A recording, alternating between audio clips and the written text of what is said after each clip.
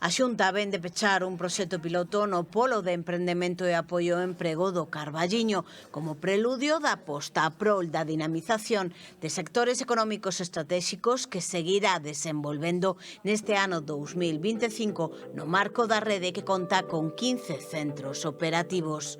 Abogando pola revitalización de eidos como da construcción, o tecnolóxico ou o comercio no caso Ferrolán, por exemplo, e do sector primario ou do turismo ou dos coidados no do Carballiño, esta estratexia enmárcase nos 32 millóns de euros que vai investir o goberno galego neste exercicio para darlle un pulo ao emprendemento aliñado co territorio atraendo talento de colectivos prioritarios. En concreto, os proxectos piloto calibraron o nivel de necesidade por parte dos diferentes axentes das respectivas contornas dun traballo dinamizador arredor das distintas transicións en marcha, así como a aproximación diferente que se poida requerir en comarcas urbanas e rurais. Tamén buscaban capacitar as organizacións do territorio para este proceso de catalización do ecosistema local.